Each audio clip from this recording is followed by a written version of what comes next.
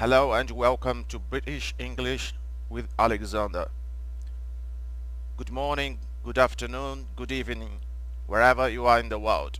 Today we're going to be talking about another unit from our Advanced Grammar in Use, which is a self-study reference and practice book for advanced learners of English by Martin Hewings from Cambridge University. We're going to be talking about grammar today, which is essential so you can understand English, advanced English, and bring it to the next level. Okay, before we get started, please, I'd like to invite you to subscribe to the channel so that we can improve it and help English learners and English students all over the world who are dragging on trying to improve their English and read fluence. I have to say that method is really effective because you're learning everything you need in only one exercise. For example, by reading out aloud through the correct pronunciation, you're gonna learn word stress, sentence stress, connected speech, pronunciation, elision, intrusive R, assimilation, alliteration, the modulation of the sound, rhythm, all the things that actually exist only to make it easier to understand. In fact, by studying like that, for example, reading out loud, it's a natural process. You're gonna notice that through correct pronunciation, modulation and rhythm, most important, it gets easier, so the words connect with the other words naturally, and you end up understanding how English actually is. This is actually proper English from our advanced grammar in use. Okay, let's start. In this unit, we're talking about modal verbs yet. This time we're looking at should, ought to, and had better. Okay, notice that the second verb, ought to, the to is always together with ought to. Notice that the first word ends with a t sound and the next one starts with a t sound. So generally when we pronounce that modal verb, we say ought to, ought to. The t sound mixes with the following t sound, so we pronounce only one sound, ought to, or sometimes ought to at the end of a sentence in its stressed form. Okay, let's go through section A. But before we get started, please don't forget to subscribe to the channel to help English learners, English students all over the world. Okay, let's get started. We can often use either should or ought to talk about obligations and recommendations. E.g. is from Latin. It's the abbreviation of exempli gratia. Exempli gratia. It's from Latin. It means, for example, e.g. in English we say, for example, you should finish your homework before you go out. It's a recommendation, right? You should finish your homework before you go out. You might also say, you ought to finish your homework before you go out. Also, we can use those constructions, those verbs, those modal verbs to talk about probability. E.g., it should be ready by now. It should be ready by now. Or it ought to be ready by now. It ought to be ready by now. We're talking about probability. Although in general, should is used more frequently. Ought to is used particularly in speech and most often to talk about obligation rather than probability. Okay, let's move on. When we conclude on the basis of some evidence we have that something is certain or very likely, we can use must, but not should / ought to. For example, it's the third time she's been skating this week. She must really enjoy it.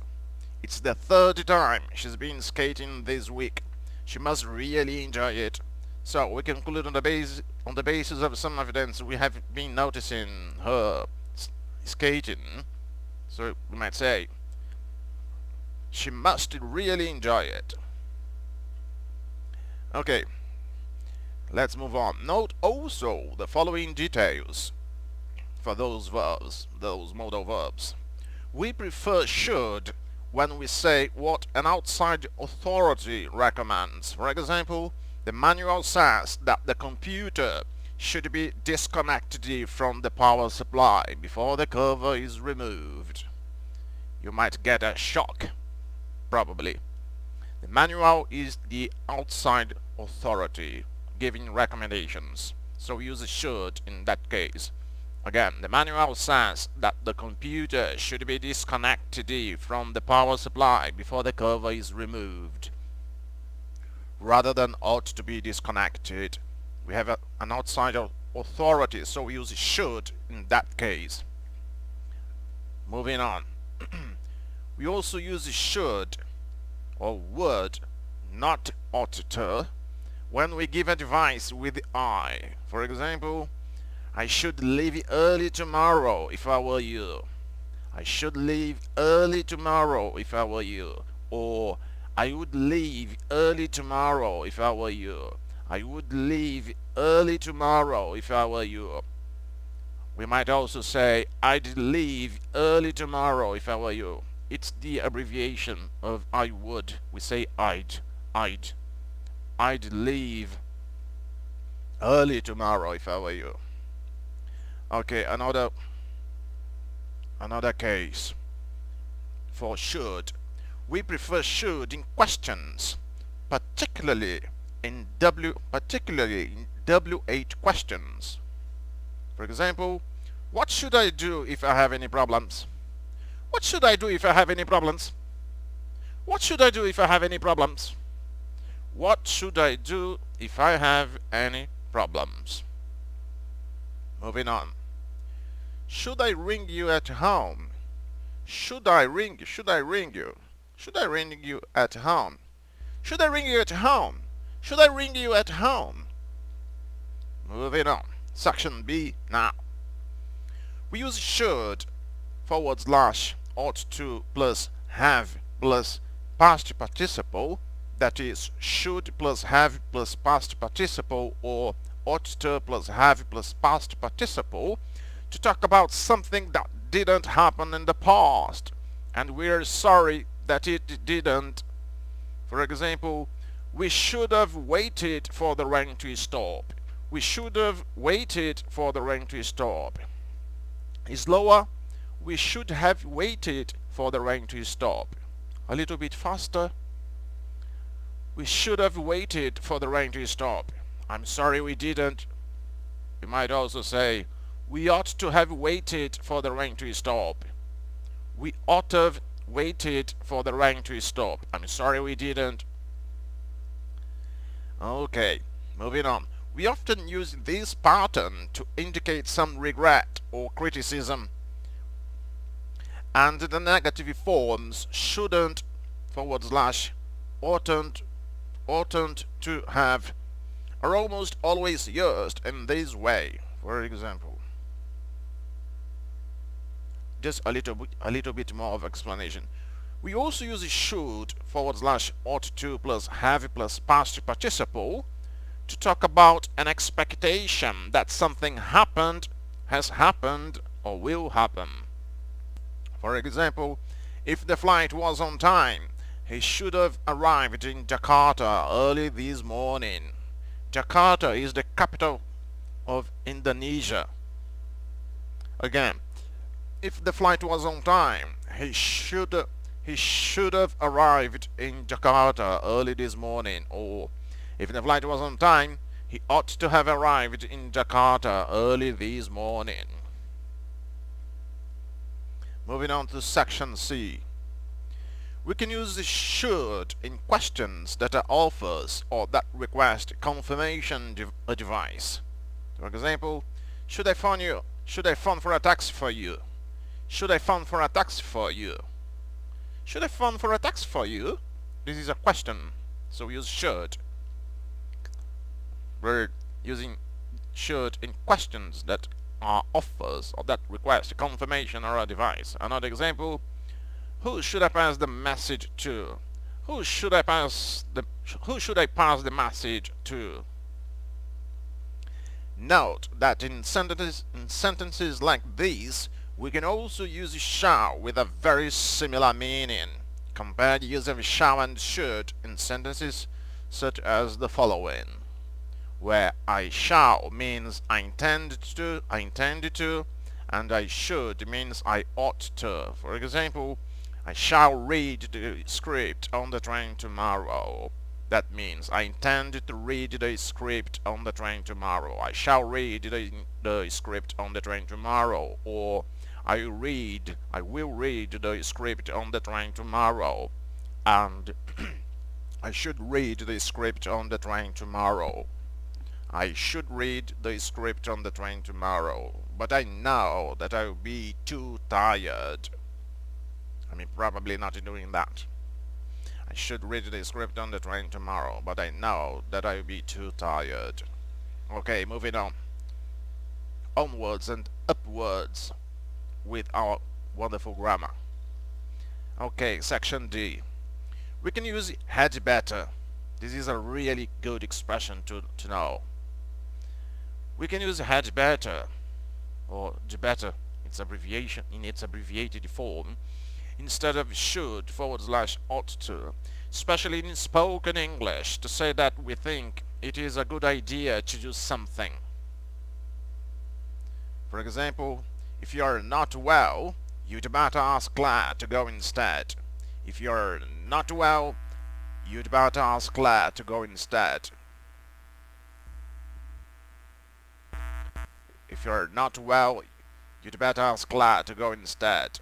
Or if you're not well, you should ask Claire to go instead. Or if you're not well, you ought to ask Claire to go instead.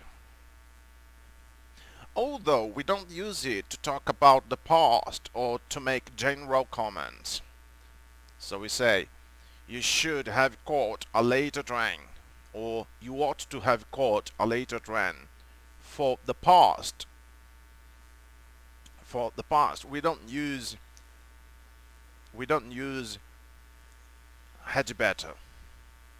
We use should or ought to. Okay, moving on. I don't think parents should give children sweets. I don't think parents should give children sweets. Or I don't think parents ought to give children sweets. Notice that we don't use had better for the past,